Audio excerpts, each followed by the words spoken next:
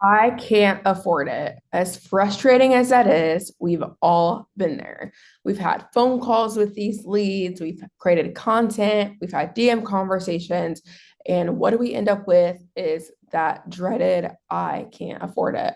I know firsthand how frustrating that is, and I want you to know that you are not alone. In this video, I'm going to break down exactly the method to the madness to actually attracting clients that can afford and pay you, and how to get out of that lump of having to handle like crazy amounts of objections and dealing with people that simply aren't ready. So, if you're new here, my name's Latice Hudson. I've made over $2 million online selling courses, digital products, and everything in between. And what I want you to know today is that the secret in attracting clients that can actually afford you boils down to a few different things. The first thing that it's going to boil down to is messaging. What I want you to stop doing in your messaging is stop speaking to people that are consistently struggling. Now, here's a caveat. There are going to be things that you need to speak about from a place of pain points and problems and issues and circumstances in your ideal clients' lives, their businesses, their health, their relationships, whatever it is that you help them solve. But if you're only ever talking about and painting a picture of what they're struggling with, why do you think you keep attracting clients that are coming from this place of lack? If you're constantly saying you're struggling, you're broke, you're super depressed and not happy in your marriage, you feel like nothing ever works out from broke to six figures. Like, I can't tell you how many times I've seen people's messaging that truly is attracting people in the worst state of minds and at the bottom of, whatever circumstance that they're in, they're attracting those types of people and they wonder why they can't afford to pay them. Of course, if you're teaching somebody how to go from broke to six figures, they're going to come to you being broke. So why would we market to people that are broke? If you're also maybe you're a relationship coach and you're teaching somebody who's in the midst of divorce how to start finding love again, they're not in the right headspace for that. So when we think about messaging, I need y'all to get rid of that struggle messaging. There is a time and a place to use it, but using it as a continuous way to attract people. If you continuously speak to people in pain, you're only going to get more pain. Those are the clients that are red flags. Those are the clients that are not ready. Those are the clients that need convincing. They need guarantees. They need all these long laundry list of things. So the first thing I need you to do is stop speaking to those people. And I think a lot of times we forget that we have the power to not. Okay. So you got to stop speaking to the people that are in so much pain that they are unable to see the light and ready to make that change. Okay. So that's what I really need you to focus on first is in your copy, in your videos, no more struggle messaging. Okay. The next thing that I need you to really think about is you need to speak to a person that not only wants to afford the thing that you do, but also can afford it. Okay. So let me give you this example. Once I worked with a client and she wanted to help women, single moms specifically, start a business to be able to thrive financially, which was great.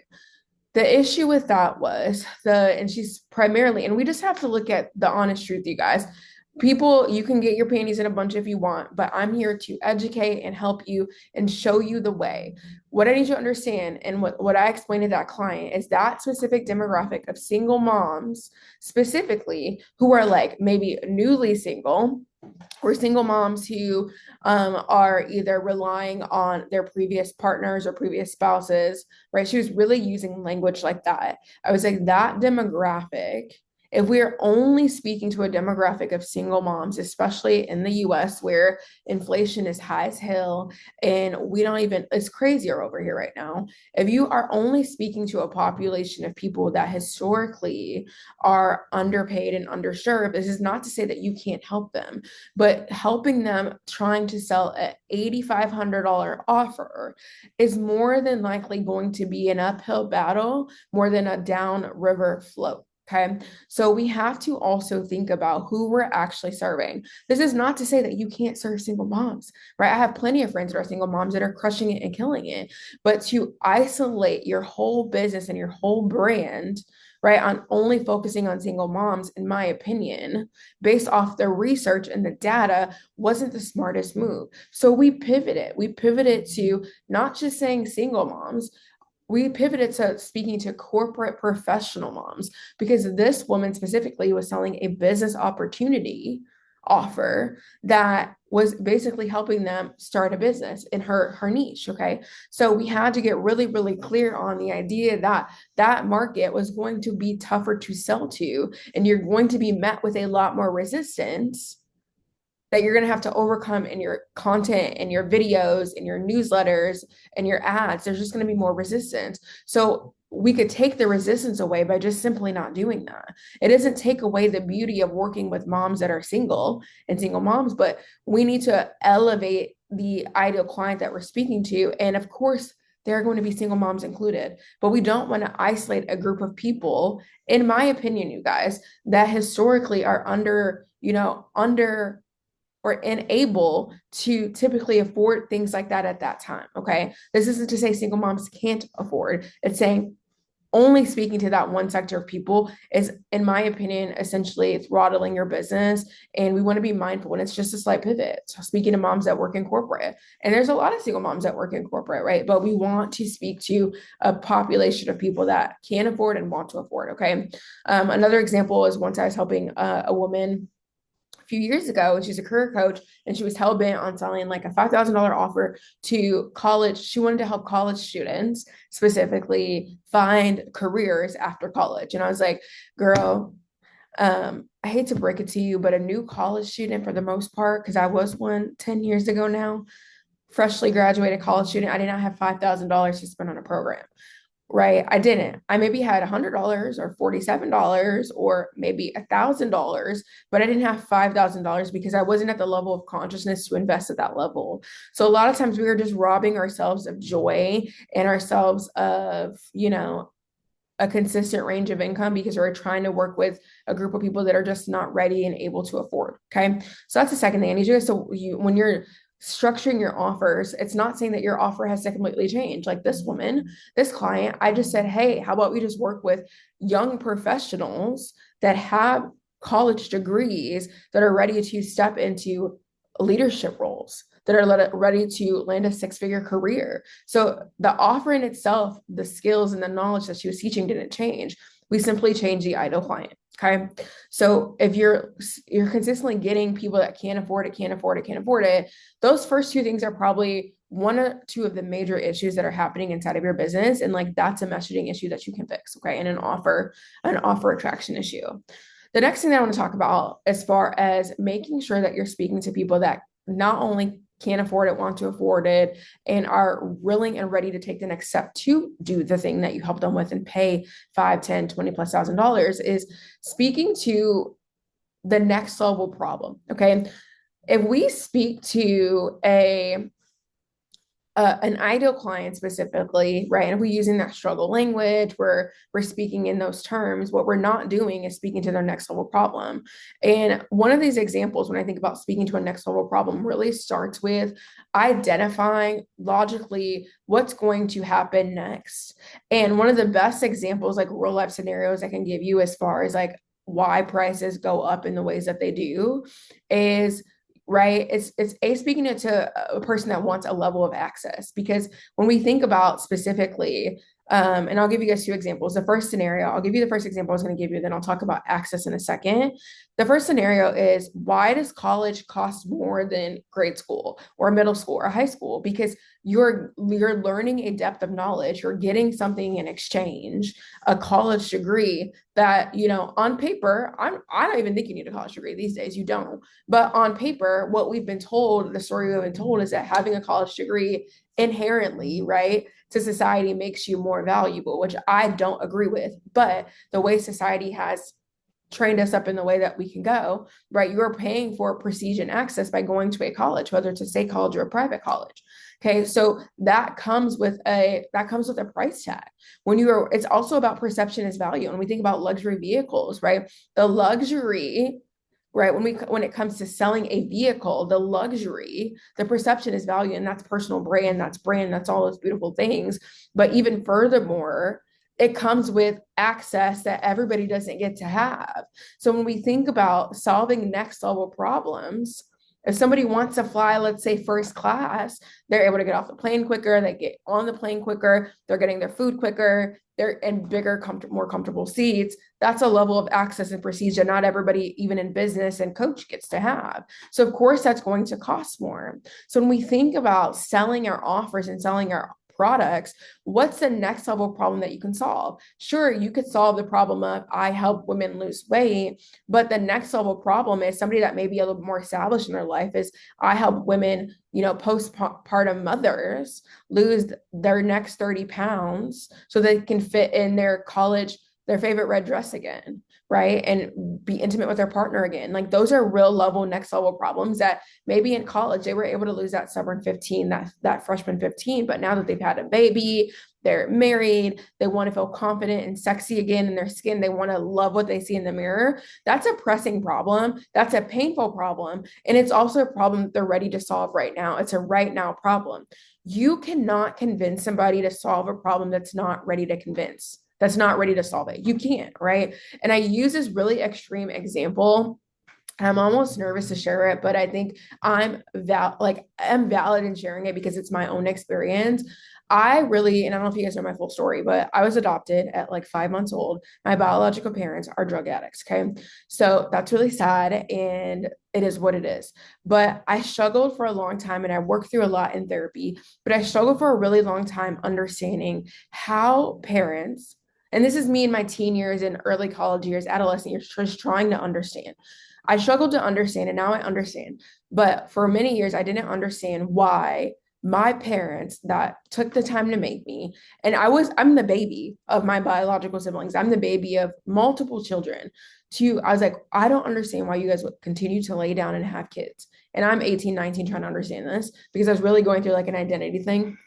And what I understood, and from therapy and all the years of work that I've done in understanding, is that addicts have whatever they have going on, and you can't force them to change. You can give them help, you can offer it, but they have to want to change. Okay. And like when I reflected in my business, and I'm of course never comparing anybody to an addict that's not, but I had to make this correlation in my brain when I was trying to understand marketing and messaging and all the things, is that it's the same, obviously same, but very different.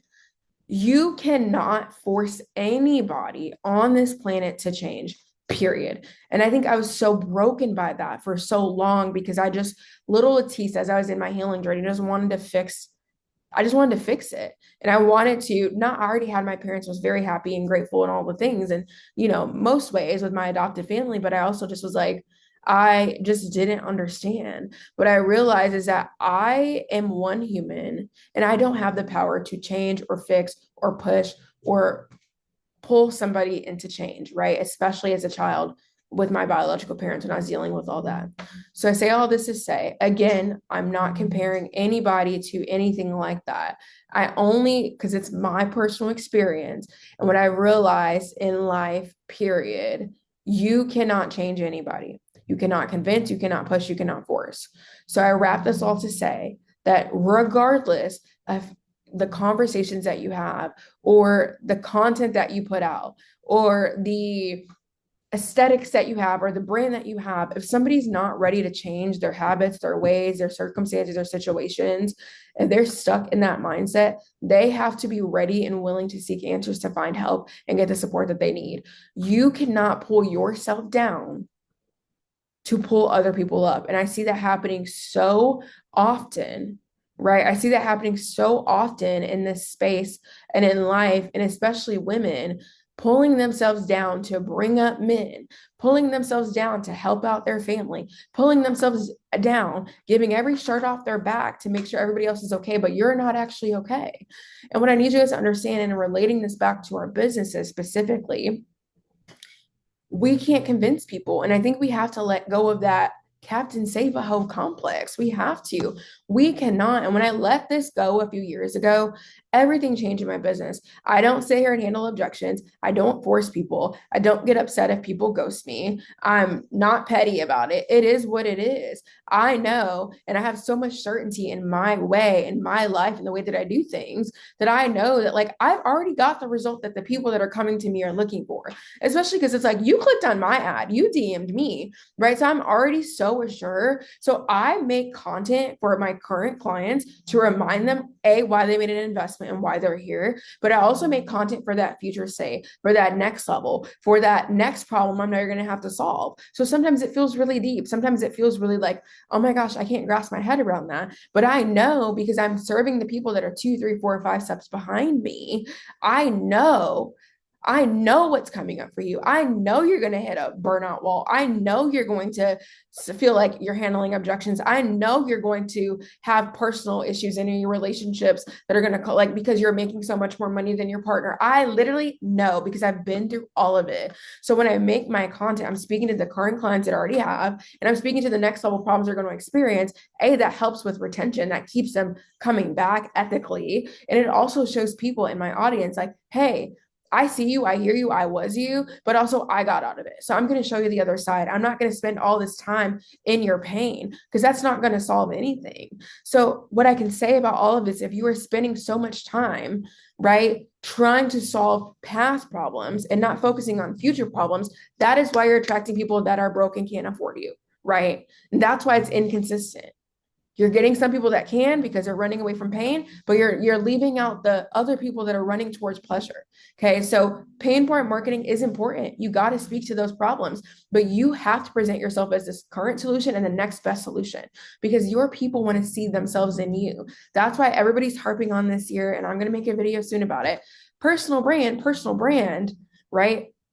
Personal actualization and self-concept is so important because people want to feel connected to you. They want to feel like they know you, they trust you, they see themselves in you. And you speaking about the future and you speaking about next level concepts and your big ideas and your things that you've been through that you've overcome, that gives them certainty. And that's what your ideal clients are looking for. They're not looking at their pain to be picked all the time. They're looking at what's life after getting this result and implementing whatever it is that you teach them. Okay. So there is that. The last little piece that I want to talk about when it comes to attracting clients that can actually afford you is that you've got to create content that is long form and present yourself as the only option. What do I mean by that? If you are not on YouTube right now, you are literally wasting time. You're wasting time and you're wasting energy. And that's just my honest opinion. Because at the end of the day, you're consuming this video. Love you, shout out. Thank you for the watch hours, honey. And I want you to be so freaking successful. You should also be doing this. Your big ideas and your concepts, it's not just your specific framework. It's not just your how-to. All those pieces are important. But I want to know what your take is. I want to understand why you think the way that you think. I want to understand how you came to that conclusion, right? As your idol client, they want to know your takes, your likes, your dislikes, behind the scenes, how you show up every day, how you've gotten that result. Break it down for us, build in public, show us all of it. And you can do all of that without crying on Instagram. You can do all of that without spending 30 hours a week creating content, right? You creating long form content. And I'm taking this line from my former client slash sister friend now, Jay. She talks about like, at the end of the day, my idol clients read. That was her line. She's like, my idol clients read. I'm like, that's so profound. Because I always wonder why I like short form content. I think it's helpful. Short form content that's what it is. It's short. It's attraction. It's getting people in. But how do you keep people, right? You keep people, and it's just like going on a first date. Like first date, it's surface level typically. It's, what's your favorite color? How long have you been in Austin? Da, da, da, da. But like, how do you keep that relationship thriving? You keep that relationship thriving if it turns into a relationship by asking the hard questions, by understanding your point of view, by maybe not always agreeing, by figuring out how you got to that thought. Why do you think macros are better? Why did macros change your life? Why are macros actually healing you from the inside out? I want to know that reason. I don't care about just my macros. I want to care about why you got to this point. What was your journey here? Why are you still here? What have been your pivots? How did you fall off? How did you get back on track? Those are the things that I want to know. right? So when I think about you really being a thought leader, right? Thought leadership is all about who you associate with and the ideas that you associate with and the ideas that have come out of your brain. And also, something I learned from Myron Golden specifically is like using data to and using other people, it's all about association. So if you can find a quote or find an article that somebody's already created, it's like the time, they've done the variables, they ran the tests, and they've got their conclusion. What's your take on that? That's thought leadership in a nutshell. So a lot of you are not creating think pieces per se on big ideas or explaining your big ideas. You're trying to create content like everybody else, and you wonder why you're getting the same objections as everybody else because you're not actually thinking. And it's not even thinking outside the box, it's thinking outside the box, but also thinking inside of the box. Sometimes I think we get in our head and think we have to be so ultra unique. No, it's not about being unique because the result that the client wants, money, clients, leads, sales, weight loss, health, intimacy with their partner, finding a man, all of that gets to just be what that gets to be. But where are their levels, right? Teaching somebody how to date versus teaching somebody how to find their dream partner, their husband, right? Those are two different problems, two different levels. So instead of teaching somebody how to find a good man, teach somebody how to find a good husband, right? You see the levels to that and give your concept on that. Talk about what's going on in the news. Talk about what grinds your gears. Talk about how you help your clients like avoid that and stay focused. Talk about those pieces. Your idle clients read. Your idle clients also watch. Your idle client wants to know, like, trust you, and be activated by you. That's what's going to get people that are ready to buy. Because I don't sit here and deal with the objections of like, I can't afford it and playing around in my DMs. Like I used to entertain that and it used to frustrate the hell out of me. But since I've decided like I'm unavailable for it, my whole world has changed. So when we think about attracting clients that can truly afford you, first of all, you have to let go of these old ideas and these ideations that it has to be hard. You also have to let go the idea of talking to these level 1, 3, 5 clients, and you need to talk to people that are at level 6, 7, 8, 9, and 10 that are already ready. They've done their research. They're ready to solve their problem. They just want the way that you solve it for them, right? They're already problem aware. And I think about this too in the sense of like, if you woke up with a toothache today, you would be like, hell yeah, I'm finding the best dentist for myself, right? I'm going to make a list and I'm going to look at the one that's either closest to me or the one that can do exactly what I need them to do. I need it done today. Because what I know to be true is that you're not going to let that dental issue go longer than a couple of days because you are in pain. And you also know on the other side of that, you're going to have so much relief. You're going to feel so much better. Life's going to be phenomenal again. That's what you're looking for. So you woke up with the problem, right? But it's a problem that you're willing and ready to solve. So when I think about your audience, if you're solving problems like I'm going to help you live your best life and joy and peace, which, I don't really deal with too many of that. But if you are trying to solve that problem, you have to wonder why people aren't buying in the levels that you want them to buy. A, and B, why are you dealing with having to be trauma dumped on and get everybody's life story all the time? And then people aren't making moves or they're ghosting you and they're finding another coach or consultant or course creator. You have to ask yourself those things and you need to analyze your content and analyze what you're saying and analyze how you're speaking. Are you speaking to the person that's a level 1 that has no idea that they even need to solve the problem, right? Like, are you speaking to the person that doesn't care that they're being treated like shit by their partner and that they need a divorce? Are you speaking to the person that's on the other side of the divorce that's healed and they're ready to find love again and they're doing it in the right way and they want their next partnership to last forever? Which person are you talking to? So that's the nitty gritty of finding clients that can afford you and clients that will repeatedly afford you and go and grow with you instead of just be transactional. Because if all you ever do is talk about transactional things or what people can get from you, that's all they're going to use you for. So if you want these long lasting client relationships and these, the ability to serve your clients for a long period of time and renew, then you need to take your clients on a journey and demonstrate what you're going through and how you're solving problems and how you move and how you navigate. So that's the secret, you guys. It boils down to messaging, solving next level problems, creating content that people consume. Because when people consume your content, they basically fall in love with you, right? And not in a weird, creepy way. They become obsessed and they want more and they want more and they know what you're about. They know your values. When people understand your values, they trust you, they like you, they start to revitalize your own self-concept and they start to see themselves in you. And that's what you want. Okay. We're not saving anybody. We're showing people the way. We're helping people save themselves. And if you could do that, you will forever have clients that are ready and willing to pay you at any rate. I don't care if it's $3,000 and I don't care if it's $100,000. You will have clients that can find you and pay you at any rate. And it's not just about aesthetics and brand colors and logos and being on a photo shoot in Bali, right? It's not about that. It's about the depth over the breadth of what you're sharing and how you're speaking to your clients. You're calling them up, you're not calling them out. So that's what I have for you guys. If you found this super helpful, if you're ready to go start attracting clients that can afford you, comment a hell yeah in the comments. And if you found this helpful, send me a DM on Instagram. Let me know, because I love getting that feedback. It really brightens my day. And if you are wanting to stick around, definitely subscribe to this channel, like this video, and I will see you in the next one.